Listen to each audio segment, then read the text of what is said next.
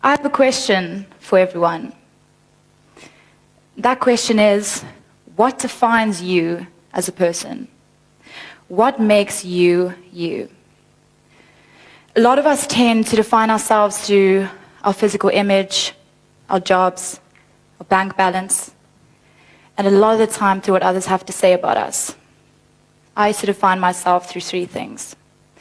In high school, I was quite the people pleaser. I wanted everyone to like me because I thought that the more likable I was, the further that I would get in life, because being popular was so cool. And I tried so hard to become this person that everyone would like. A majority of the time I was living my life through other people's opinions of me. From the age of 16, I started to obsess over my weight. I wanted to look like the cover girl in Cosmo magazine, you know, the Photoshop one. My diet consisted of just salads, and I used to literally count every single calorie that my body was consuming. I even went to the extreme of harming my body for many years to try and get rid of the food that I'd eaten, because I needed the thigh gap and I needed the thin waist. I was in a relationship for the last 2 years of school, and I truly believed that my happiness came from someone else giving it to me. I had put so much pressure on this other person to be everything to me, to make me feel worthy and make me feel like I was enough. And then when the relationship ended, I was completely broken. I didn't know how I was going to stand on my own, and I felt like I lost the little sense of identity that I had, and I was terrified of being alone. I know today that the only reason I felt so empty and broken inside was because I didn't know myself at all. So it was the hardest 5 months, the hardest and most emotional 5 months of my life. And I didn't know how to deal with how I was feeling, all this pain, all this emotion. And one day I called the person that I used to be with, and I asked, "Are you happy?" And he said yes. And it was from that moment that I decided that I was going to be happy, and that I was going to find a happiness that worked for me, that I wasn't going to deal with this pain and these waves of emotion anymore. So I started journaling my breakup. I wrote down my feelings and my thoughts. And recently, looking back on my journal, I realized how I would end my writing off with positive affirmations towards myself. Things like, "You can do this, Kate." And I'm a huge fan of quotes, so I was putting quotes all around my room in places that I could see easily. And I started reading motivational books and positivity and powerful thoughts on how to change your mind. I was trying everything to get through how I was feeling, something that seemed so impossible. But just like those positive affirmations that I was writing towards myself, I knew that I had the strength to move on. I just didn't know how strong I actually was. So I had to pick myself up in some way. And I did. I slowly started to. And for the first time in my life, I realized just how capable I actually was of standing on my own and being my own person. I just had to learn through loss that all I needed to have was me. So for the whole of high school, I let those three things define me. Other people's opinions of me, my weight, a relationship. And by allowing these things to define me, I let them control and consume my life. And I was looking for happiness in those three places, but I could never ever seem to quite find it.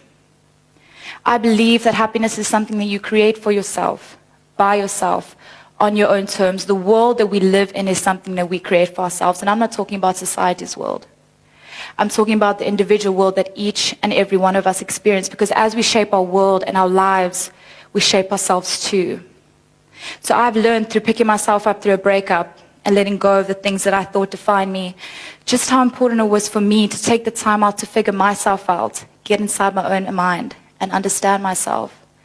As there's only one part of the universe we can all be certain about improving, and that's ourselves.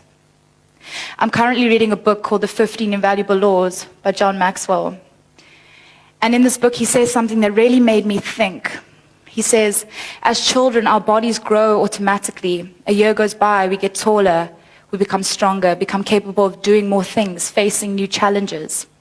But a lot of people carry with them a subconscious belief into adulthood that spiritual, mental, and emotional growth occurs automatically too. Now just think about that for a second, because I was one of those people that believed that those things occur automatically, but it's not. Personal growth has to be intentional. We have to take ownership of our growth process, because we do not simply improve by accident. Think about a close friend of yours. The longer you spend time with them, the more you learn about them, and the closer you become. And it's exactly the same with yourself.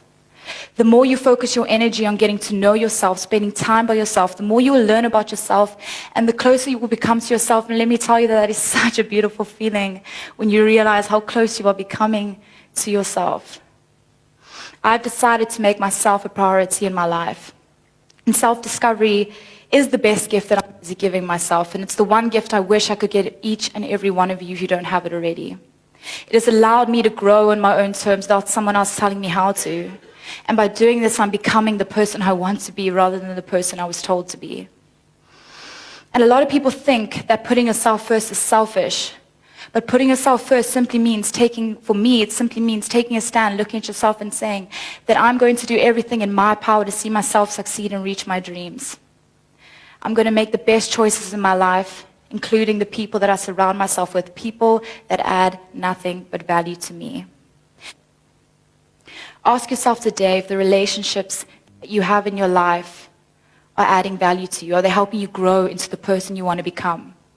And then ask yourself, but am I adding value to me? And these two questions are very important, because the people that you surround yourself with in life have a very big impact and influence on you and your growth. But you have the biggest impact and influence on you. So if the answer to these questions are no, then decide today to maybe make a change. And if you decide to make that change, don't just place a small amount of value on yourself, because rest assured, the world will not raise your price. Know your worth. Start focusing yourself, developing yourself, improving yourself. Good things will come, and know that the space between where you are now currently and where you want to be is growth. And the thing called life that happens in between is hard, but it's really, really beautiful. Thank you.